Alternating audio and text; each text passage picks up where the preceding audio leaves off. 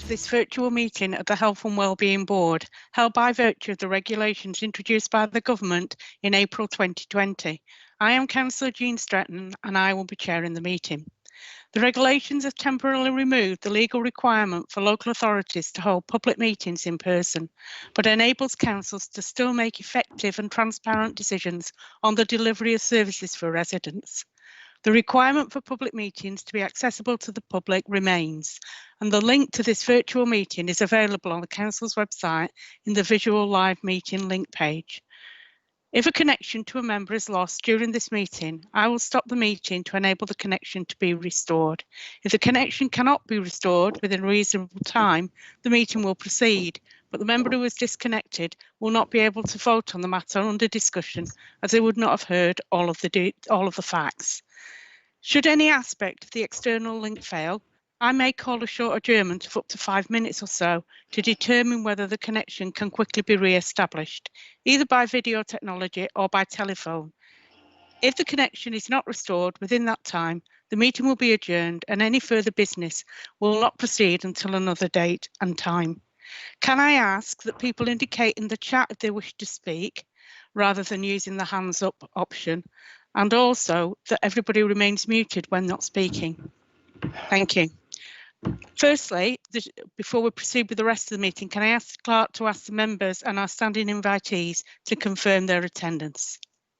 Chair, can we just pause for a second while see if the live stream has actually come on? All right. Have I got to do that again? Well, the introduction, welcome people again to the Health and Wellbeing Board. So which bit? I'll do it all of you if need be. Yeah. Sorry.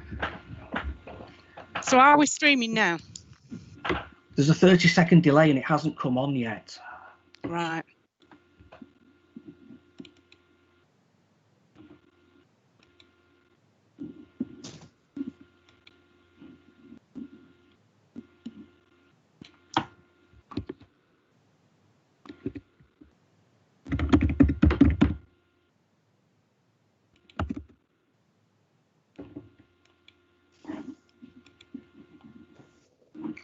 Right, if you start again, please, Chair. Okay, thank you. Good afternoon and welcome to this virtual meeting of the Health and Wellbeing Board, held by virtue of regulations introduced by the Government in April 2020. I am Councillor Jean Stretton and I will be chairing the meeting.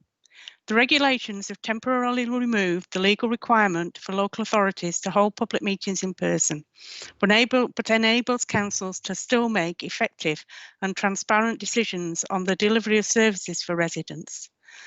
The requirement for public meetings to be accessible to the public remains, and the link to this virtual meeting is available on the Council's website in the usual live meeting link page. If a connection to a member is lost during the meeting, I will stop the meeting to enable the connection to be restored.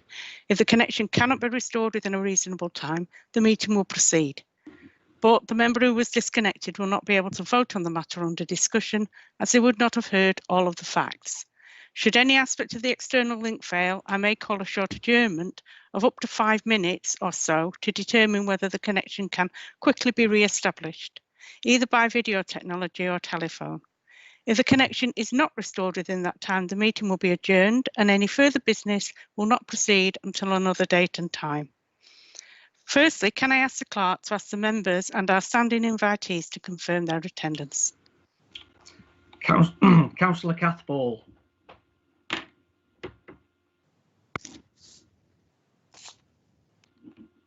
Councillor Ball.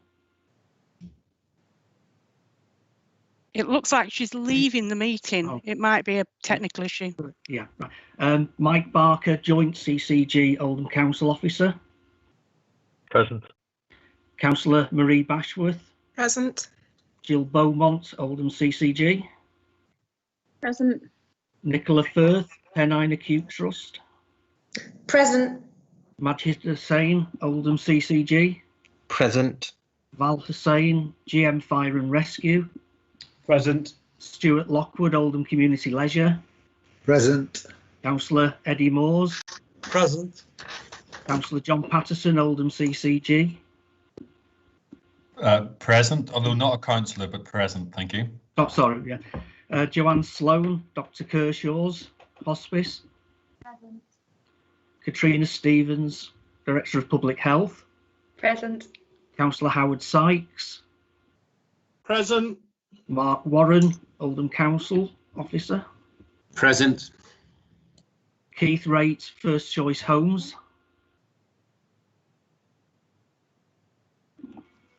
Keith, present. Yes, I'm here. Thank you. And Councillor Jean Stretton in the chair.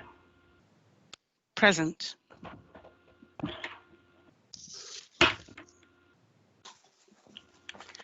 And has Councillor Ball joined us? Councillor Ball? Yeah, she's come back. Yeah. Yeah, I disappeared, but I've come back. Right, thank you. So, we also have council officers from Constitutional Services in attendance. While we meet formally as a committee of the council, the board is also a partnership in which we strive for consensus. Where we are required to make decisions, I will try to ensure we do this by general assent, and will only ask for a roll call vote where general assent is not indicated. If the board is required to take a vote, each voting member will be individually asked to state whether they are voting for, against, or abstaining. As with ordinary committee meetings, when it is necessary and has been agreed to exclude the press and public will no longer be able to view the meeting. We can now turn to the agenda, and for the benefit of those members of the public watching, the full agenda pack is available on the council's website. The first item on the agenda is the appointment of vice chairs, and I understand that vice chairs last year were Dr. John Patterson and Majid Hussain. If they're happy to continue, I would like to move their appointment. Chair, Sorry, John. Chair, I'd like to signal that I'm happy to continue. I'm very grateful. Thank you. Likewise, Chair. I'm more than happy to continue. Thank you. Thank you to you both. Do we have any further nominations? I'll take the silence as a no, in which case I've moved John and Majid. Is that seconded? Second. That's Eddie. Thank you, Eddie. Are we agreed? Agreed. Is there anybody who disagrees? In that case, John and Majid are appointed. Okay, thank you. Do we have any apologies for absence? We have apologies from absence from Carolyn Wilkins, Dr. Keith Jeffrey, Claire Smith, Councillor Chowan, Gerard Jones, Dr. Duper, and Liz Windsor Welsh. Thank you. Do we have any urgent business? There are no items of urgent business, Chair. Does any member present wish to make a declaration of interest?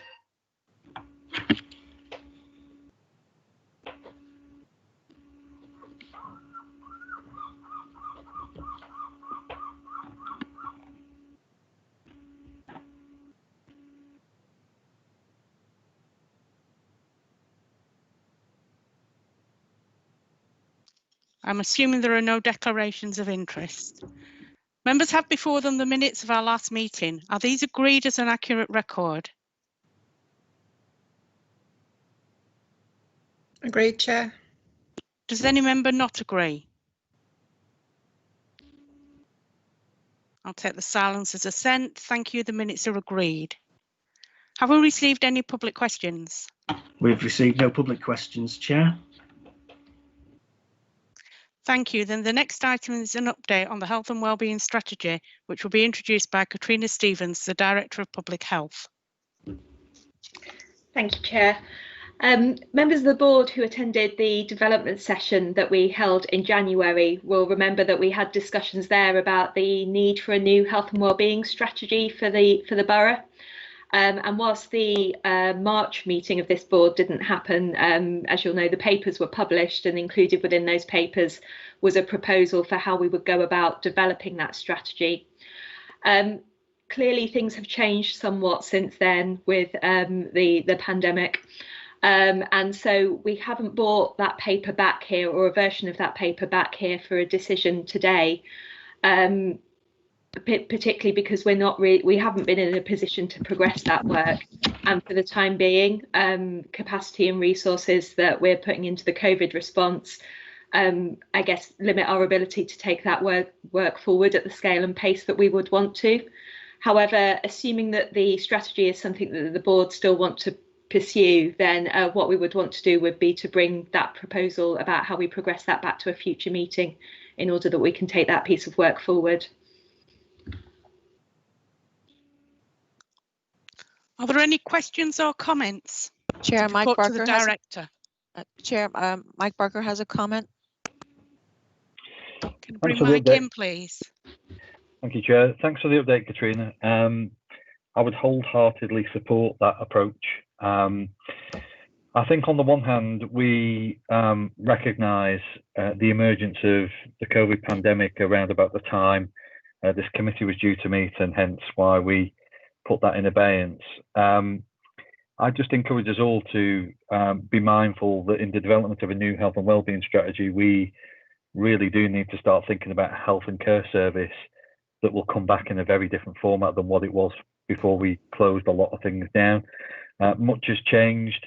Capacity and demand modelling, the way hospitals are used, the way patients use the system, the way service users need to use the system in the future will be fundamentally different.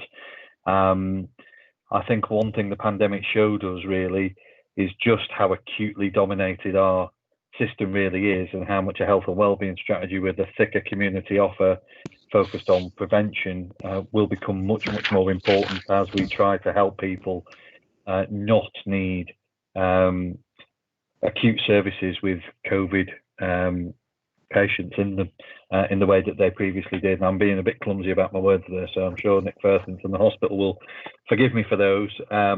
But it's a reflection that I think whatever the health and wellbeing strategy is that comes back, it will reflect a very different environment than where we were sat in February, March time this year.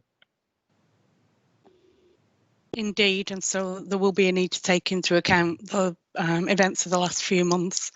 So it makes sense really, because that period is by no means over, is it? So it will be important to take into account the events during this pandemic. Has anybody else indicated that they wish to speak? No, they haven't at this moment in time, Chair. Okay. Are members happy to note the position and course of action as presented by the Director?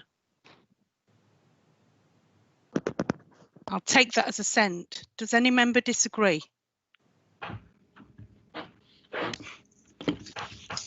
Okay, so that is noted. The next item on the agenda is the Pharmaceutical Needs Assessment, and the board is being asked to approve the publication of a supplementary statement. Can I ask the Director of Public Health to introduce the report, please? Yes, certainly, Chair. So as a board, we have a statutory responsibility to publish and keep up to date a pharmaceutical needs assessment. And what the PNA, as it's known in its shortened form, it aims to do is assess whether current pharmaceutical provision meets the needs of our population. So it considers current provision across the various districts of Oldham, and whether there are any gaps in service delivery. Our current PNA was published at the end of March 2018 and covers the period up to March 2021. And that's accords with our duty to publish a PNA on a 3-year cycle. Work was due to take place during the current financial year to renew that PNA in preparation for the publication of a new one on the 1st of April 2021. And the initial work on that had actually started. However, similar to the situation we discussed for the health and wellbeing strategy before, it's been difficult to take that work forward, but also there has been a suspension of the requirement to publish a PNA for 1 year that's come through from the Department of Health and Social Care. And so we now no longer need to republish the PNA until April 2022. So, but what we are able to do is publish a supplementary statement to highlight any changes in the number of pharmacies locally, in opening hours, in the geographical distribution of those. So the information that you've got in the papers today outlines the proposal that we defer the publication of a new PNA until the end of March 2022, but that we publish the supplementary statement and the appendix, which detail the changes that have happened since our original PNA was published. Are there any questions or comments for the Director? Chair, Mr. Barker has a question. Mr. Barker. Thank you, Chair. Sorry, it might be one of them afternoons today. Katrina, just an observation and then a question, really. You've been around the health service for an awful long time, as are some of my colleagues. There's an awful lot of pharmacies in Oldham, more so than most other areas of this size. And some wards have a very high concentration of them. I know St Mary's got 10 pharmacies in place in that area, but yet others, Failsworth and Chadderton South, in fact, have none serving those ward areas. Whilst we're talking about the technical aspects of producing a PNA, are we going to do a piece of work irrespective about the distribution of pharmacy across the Oldham economy with a particular view to looking at those communities that are not particularly well served by pharmacy?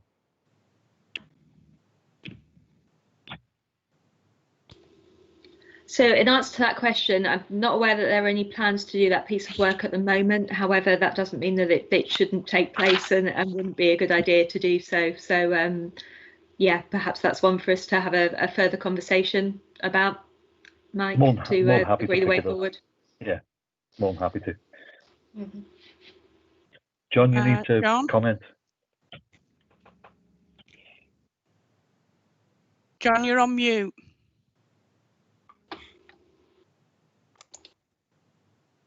Stop. Stop.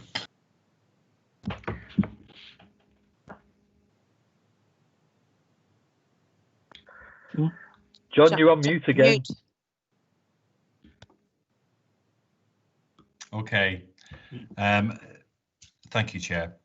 Just to offer that over the pandemic, we have been working hard to try and improve relations with our local pharmacy committee, and we have an agreement that they will appoint a lead pharmacist, a contact pharmacist for each of our council and PCN districts, which I think would be quite a useful mechanism for moving this forward. We are better in relationship, we're better together.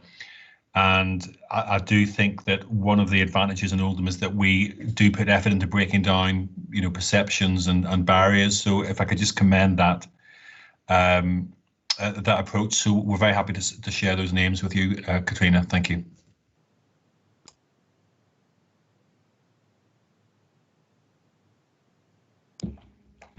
Anybody else wish to comment? I have nobody on the chat.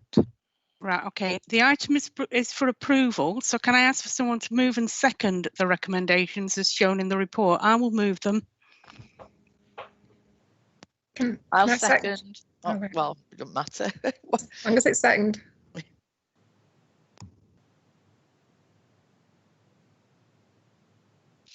So are we agreed? Is there anybody who disagrees? I'll take the silence as nobody disagrees. Thank you. Okay, item 9. The next item on the agenda is the Oldham COVID-19 management plan. And the board is being asked to agree the COVID-19 management plan, the local arrangements for preventing and controlling the spread of COVID-19, and the governance arrangements for the plan.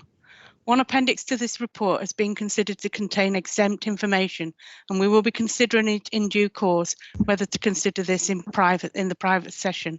However, we will continue our considerations in public session and remain in public session for as long as possible prior to considering our decision. Can I ask the Director of Public Health to introduce the report, please? Sure, and I'll share my screen on this one if that's okay, Chair, because I've got some slides that will just take us through the main themes from the plan. That's fine. Right.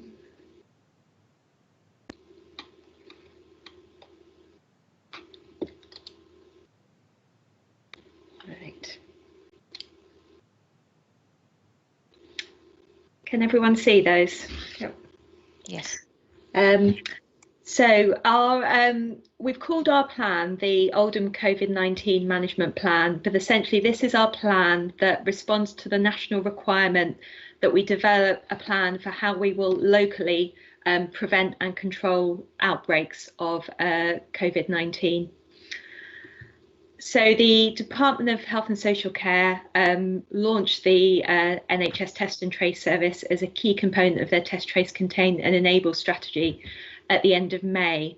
But what came with that was a requirement that all upper tier local authorities like Oldham develop a local outbreak plan. And the request was that we have those plans written by the end of June. So the executive summary of Oldham's plan was published on the council's website, ready for that deadline of the 30th of June, and is coming to the board for formal sign off today. So it's been published in draft initially, but we will be able to formalise that subject to the agreement of the board today. The local outbreak plan really focuses on contact tracing and outbreak management, which are essential tools in limiting the spread of COVID, but also of all infectious diseases. So these are tried and tested methods that we would use for a whole range of infectious diseases. The plan is intended, therefore, to build on the existing local outbreak plan that we have that's been to this board previously that covers all infectious diseases. But it gives us a more specific plan, I guess, in relation to COVID, given the size and scale of the challenge there at the moment, and also gives us the opportunity to consider what the impact is on our local communities and ensure that we've got a whole system approach, really, that can be mobilised to support the specialist public health response. The Association of Directors of Public Health published a series of key principles for the effective management of COVID-19, and actually many of these have now been adopted into the Contain framework, which the government have just published. So there's similarities in those principles that everyone is being asked to work to. So as a system, we've been asked to make sure that our plans are rooted in public health systems and leadership, but also that we are taking a whole system approach. So it isn't just about that specialist public health response, it's about how we all come together to prevent and control outbreaks. The third principle is that the response should be delivered through a system which responds to and is informed by timely access to data and intelligence. So really using the information that we are getting to understand what the nature of and spread of COVID is locally and put appropriate plans in place. And that our plans should be sufficiently resourced, and there is dedicated funding that is coming into the borough for this plan. So for Oldham, the amount that's being received for the current financial year is in the region of £1.5 million. In terms of our overall approach, really, first and foremost, the focus is on prevention and how we can prevent cases of COVID occurring in the first place. So part of that is about making sure we've got really good access to testing so that where cases do occur, we're able to identify them quickly and ensure that further transmission doesn't take place. It's also about making sure we can support people with symptoms to self-isolate, because that's the other key way we will prevent one case becoming multiple cases if we can help people to stay at home and not circulate with other people and come into contact with other people where they might pass the virus on. There's also a significant, I guess, comms and communications and engagement element to this, and making sure that everyone in the population is supported to and understands what they can do to prevent themselves from being a contact, because that's another way we will prevent transmission. So the more we can all keep 2 meters from other people, make sure PPE is used correctly and appropriately, and also that hand hygiene, regular cleaning of communal areas and touch points is going on, the more we will have those preventative measures in place at scale which prevent the spread of the virus.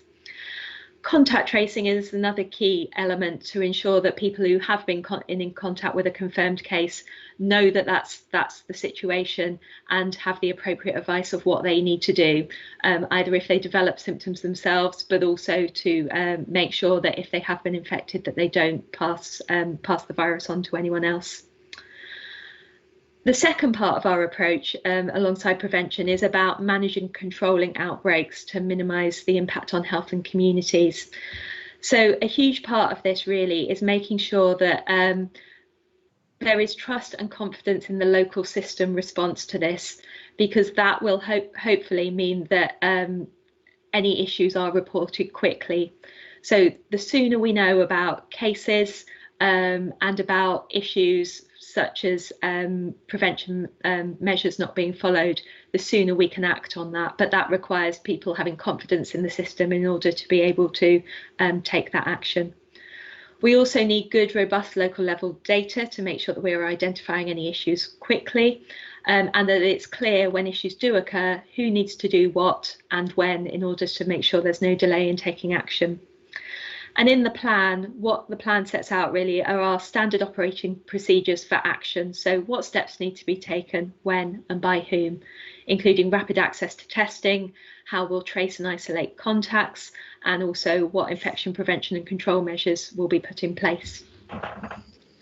The national guidance asked us to particularly focus on 7 themes within our local outbreak plans, and I won't expect members of the board to be able to read this on these slides, but this is in the executive summary that's in the papers.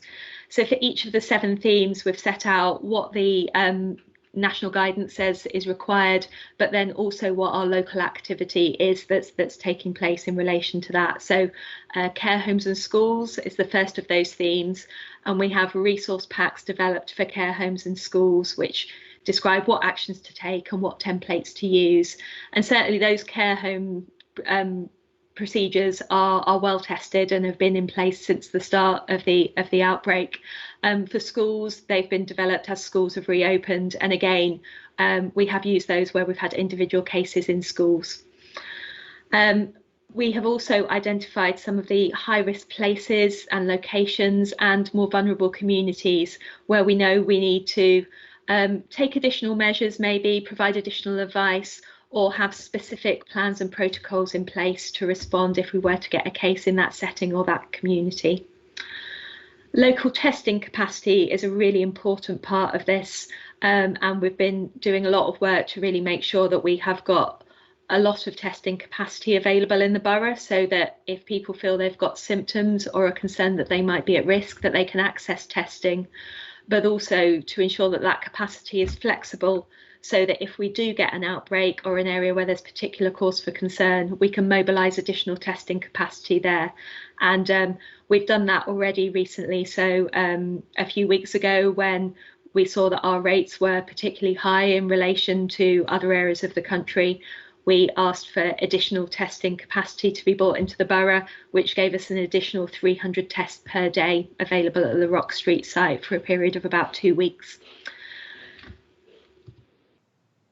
On contact tracing in complex settings, the way the contact tracing system works is that the vast majority of contact tracing responsibility sits with the National NHS Test and Trace Service. So for most cases, they will undertake the initial contact with the case to identify their contacts, and will follow up the contacts to advise them that if they've been in contact with someone who's tested positive, and tell them that they need to self-isolate for a period of 14 days. Where that national service identifies that there are complexities related to that case, and that might be that they work in a particular setting, such as a care home or hospital, for instance, or a school, or that there are other local circumstances that relate to that case that mean it might require a local response, those cases are escalated to the GM Contact Tracing Hub, who then will deal with most of the contact tracing for GM areas, involving our local team as and when needed, to make sure that we've got that local flavour and the local intelligence and local understanding that is really needed to do some of this work, particularly where complex settings are involved. So we've got our local single point of contact set up, which is being delivered by the public health team, but also we've set up close working relationships with environmental health officers and with our local place-based teams to really make sure that we've got some capacity in the system to be able to do this work, but also really that we've got a really good link into place-based working, and that works two ways, so that we also get intelligence about what is happening in local communities and where additional support might be needed. Data is a really important part of this, and there is significant work that that is coming through on a daily basis to do in looking at the data, particularly as the amount of data we are getting and the level at which that data is improving day by day. So we've got arrangements in place to make sure we're scrutinising that information, and have now developed a public dashboard as well to increase the frequency with which we're sharing that data as well. I think there is definitely more work to do on this one as more and more data comes through. So we're starting to get new data this week that we haven't had before, and all of that really helps us further improve and target our local response. In terms of supporting people who are perhaps more vulnerable, and that includes things like potentially maybe finding it more difficult to self-isolate because of loss of income through not being able to work while self-isolating, or through household circumstances that might mean isolation at home is difficult. We want to make sure that there is support available for our most vulnerable communities. So some of that support is already available via the helpline and the place-based hubs that were set up early on in the pandemic, but we're keen to look at how we can expand that further. So, for instance, we're aware that some other areas have piloted a system of offering small grants to people who have no income while they're self-isolating. So we're considering whether that might be a suitable approach for Oldham as well. And then local boards, I will come on to that further in a second, actually, because I've got a separate slide that talks about the governance arrangements. So I will just come on to that. And I think I've covered most of that slide anyway. So let me go on to governance. So we've been asked in the national requirements to set up 2 boards to oversee our work in relation to the COVID management plan. So the first of those in the national terminology is called the Health Protection Board, with the suggestion that it's chaired by the Director of Public Health, and that's the board that has day-to-day oversight, I guess, of the plan, of the response to outbreaks, and make sure everything is delivering as it should be, but also that we're mobilising the resources that are needed across the system to respond to cases, to prevent them happening in the first place, and to control any outbreaks. So we've set that up locally as the COVID-19 Prevention and Control Board. That group has now met a couple of times. And that group also feeds into our local COVID strategic command structure in terms of the gold and silver response groups. And that's quite critical in scenarios where actually we maybe get a large scale outbreak, or we've got high levels, rising levels of community transmission, and we need to take a more whole-scale local action, I guess, that we would escalate things through the silver and gold structure to ensure that all the resources that are needed locally to respond are being mobilised.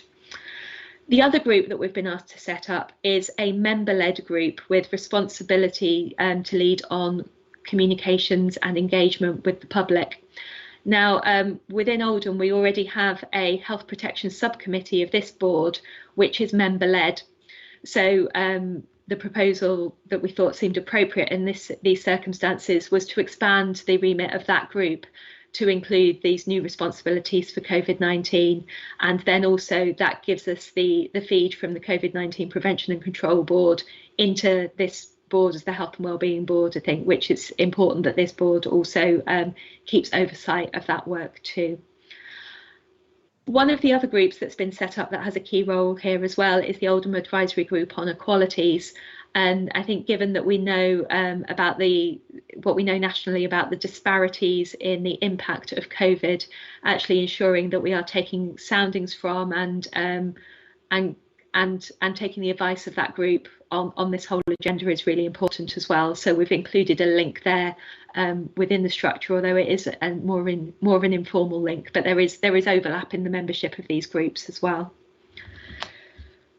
So just to talk about a few next steps here as well. So the plan has been drafted, hoping that the board will agree to sign it off today. But I think it's important to say that this is very much a kind of operational handbook. So we do expect this plan to develop and change over time, both as the pandemic evolves, and also that we start to learn from implementing it locally as well.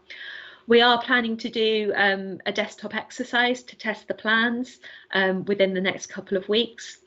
And we are also, since the Contain framework was published at the end of last week, developing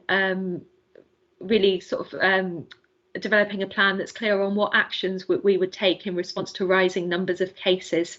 So learning from the recent experience of areas like Blackburn, like Rochdale, so that everyone is clear as to what our thresholds would be for taking for putting additional measures in place, and what those additional measures are likely to look like, and how decisions will be made.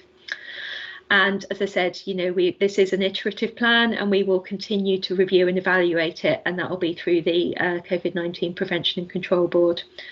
So very happy to take any questions on any of that. Does anyone have any questions?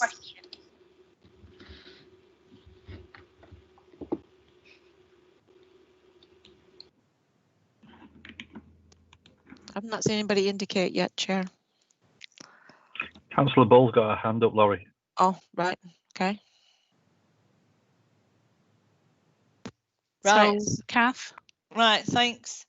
We have a lot of community groups that are now resetting up and working with doing different things out there in the community. Could they be sent a copy of that report, so that they know how they fit in and what they have to do if they come up with COVID? I know most of them have gone through some training with Action Together about how to set the buildings up, but it's just so that they feel part of it, just in case we have another spike. And the second question is, this is a question from my mum. The elderly feel left out, because at first it was what the 80 and 90-year-olds had to do, the government was saying, but nobody now mentions older people. They just speak about the shielded. And it's just, are we including them in the vulnerable group? Katrina? Yeah, okay, so just on the first point about community groups, and absolutely very happy for any of this to be shared with community groups. As you said, a lot of them have been working with Action Together, and members of my team are also doing a webinar with Action Together tomorrow, which will cover some of this in more detail. So we've hopefully got some of those relationships there already, but very keen to build on that further and provide more information as well. In relation to the elderly, I guess they are absolutely a vulnerable group in terms of COVID and the potential impact of COVID if they as a result of infection. As regards a vulnerable group in relation to the outbreak plan, I guess what we're particularly looking at there is for groups where there is particularly high risk of spread because of circumstances, living circumstances or otherwise. So definitely in terms of care home settings, that's an issue, but also, so yes, they potentially could be, but also they are absolutely a high priority group for test and trace because of the potentially serious consequences if they do get the infection. Thank you. Chair, Dr. Patterson has a comment. Thank you, Go Chair. ahead, John. Yeah, I have a comment about the plan, but if I could just speak to Councillor Ball's point as well. I'm involved with a community group, and this community group went to sing VE songs at a local care home, and were horrified to see how much everybody seemed to have aged. And I think we absolutely have to listen to Councillor Ball's mum and that feeling of isolation. So we know that if you're in a hospital bed for a week and you're sort of made to stay in bed at hospital, it takes years off your life. We know that people who have had to isolate because they're shielding or because of their age, being at home, staying out of the sunlight, not able to walk and exercise stuff, these are real risks. And so I want to just encourage this board that we are taking that very seriously. In Oldham, throughout the pandemic, we have had the community hubs open, we have had focused care physically visiting people, encouraging movement, encouraging activity, and we're very pleased that Stuart's on the call here representing OCL. We absolutely have to get Oldham moving again, and we will be talking more about that. And of course, some of that is very much about everybody playing their part in wearing face coverings so that people start to get confidence leaving their house again when they're vulnerable. So I just wanted to not let that comment pass, because I think it's really important that we see that as a board. So if I may move on to this plan, I just want to commend the plan to the board. I want to thank Katrina and her team. We shouldn't underestimate the timescale they had, but also just how much work needed to be done in such a short span to put this together. The good thing about Oldham was that there's been so much happening that this wasn't just pulled out of the air. Katrina was able to write and describe what she'd seen, what she'd built, what we'd all built together. The irony didn't pass us, Chair, that we get listed in the papers as an area of concern on the same week that we register no deaths for COVID. The irony didn't pass us that we get listed as an area of concern 3 weeks after we'd been one of the few places to start asymptomatic testing of the general population. So not just healthcare professionals, but actually, every resident in Oldham. And we decided early on that if you had to leave your house to work, then you should get tested. If you couldn't work from home, then you were vulnerable. We called it economic vulnerability. And so we tested those people at the gallery, we tested those people near the train station. We also got taxi drivers tested. In the Chair, I'm sure you'll note the BBC article announcing that Oldham's one of 4 places that is now leading on asymptomatic testing. That very asymptomatic testing is the thing that drove our numbers up. So at the moment, we think we have 6 or 7 positive cases a day happening in Oldham, and we're not complacent, and we just need one outbreak in one centre and one warehouse, and we're in trouble. But I want to just commend the plan to this board and say that it's more than the plan. I just see it acting out every single day. Last Thursday, I was at a meeting, and in that meeting, people were discussing how ASDA, how warehouses, how businesses are going to get asymptomatic testing, courtesy of Oldham Cares. So I just want to commend the paper, but also just the work behind it, and assure the board that Oldham is on this pandemic and we're doing our best. Thank you. That's very reassuring. And I must say that when I read the report, I did compliment Katrina on how well written it was and how easy to read it was. Does anybody else wish to speak? Chair, Mr. Barker has a comment. Mike. Thank you, Chair. Dr. Paxton stole my thunder. I would also commend the work of Katrina and the team. I would make no apologies for quite blatantly pointing this committee in the direction of our early work, our running at the very start of this to get in front of it has stood us in really, really good stead. And it chimes to Councillor Ball's comment, really. We become complacent at our peril. I remember 12 weeks ago, thereabouts, there was a lot of conversation about care homes. I then remember a lot of conversation about BAME communities. I'm in a conversation about our testing is showing a lot of young, white, female people in Oldham with the virus. So, as we progress through this, we are quite clear that this pandemic changes as we target our interventions. We need to change as well. So this is not a plan to stay on the shelf. This is a plan to be dynamic and lived every day of the week. And it's for us as civic leaders, I think, to be particularly mindful about making sure that we take our communities along with us, help and support them where they need helping and supporting, and make sure that we connect them to services and services to them. And I think this is a great plan that Katrina and the team have done an amazing piece of work to get in place and quickly. Thank you. Thanks for that, Mike. Is there anybody else wishes to speak? Chair, Mr. Majid Hussain has a comment. Majid. Yeah, thank you very much, Chair. And I just want to start by saying thanks and well done to Katrina.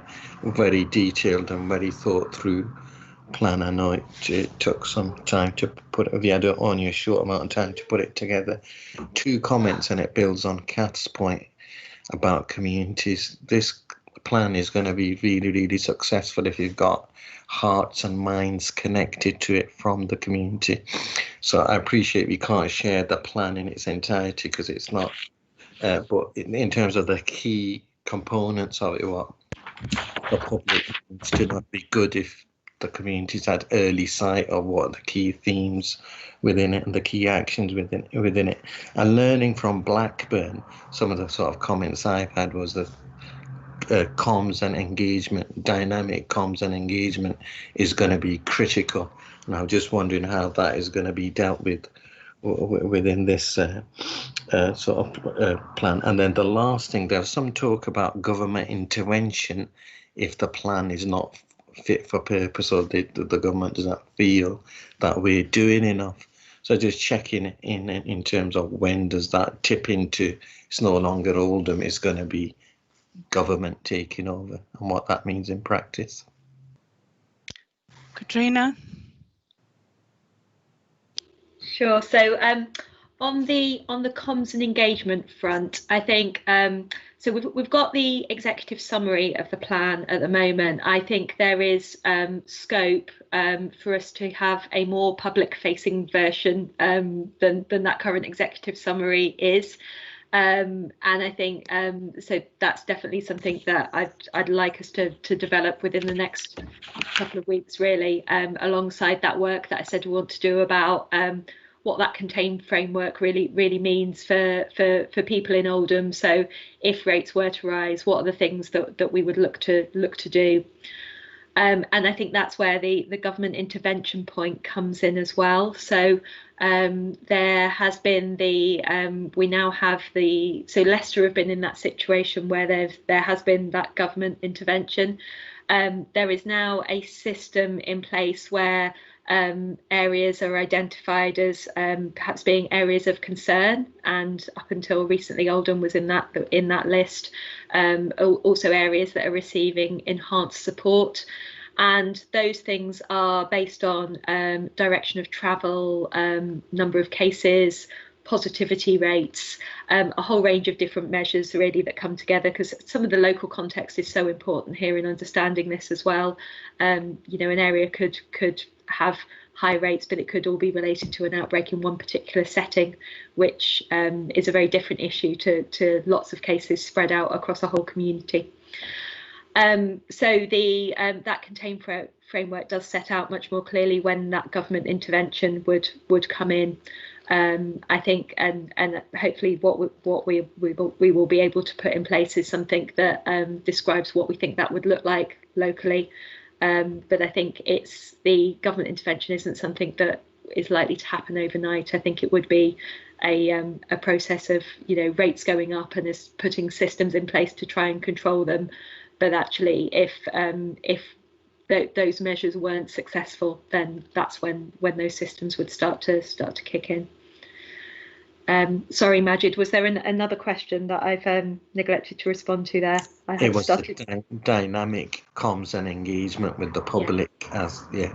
That's right. Yeah. So the final bit on that is that we have almost finished the initial development of a comms strategy that goes alongside this outbreak plan. But as you'll be aware, we are doing significant work in looking at how we can really make sure we are working alongside communities to develop those messages and that plan for how we roll it out. So that's the way we'll be looking to work throughout this, because as you say, the buy-in of people from right across the borough is absolutely essential for any of this to be effective.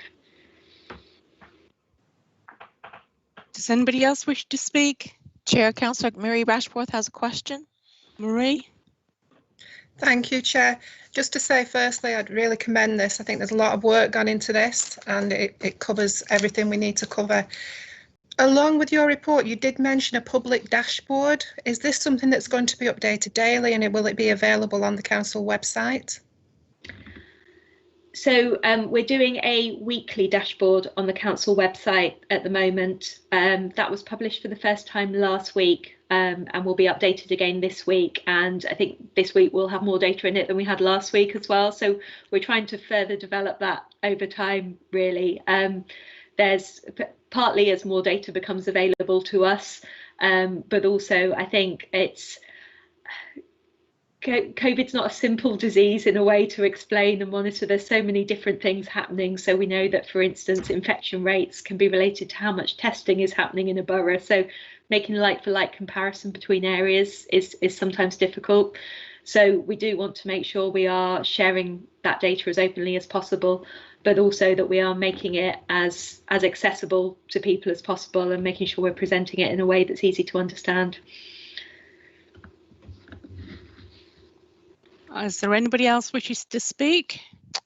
I've not seen anybody indicate in the chat column, Chair. And there's nobody with their hand up. So we need to make our decision based on the information that's contained in the private paper that goes along with this, that's in the public domain. So after noting that our next meeting is on the 15th of September at 2 p.m. at item 10, can I ask for the motion regarding the exclusion of the press and public at item 11 be moved and seconded, subject to our standing invitees being permitted to remain in the meeting? I'll move it. Second. Eddie seconded it. So can we exclude the press and public, please?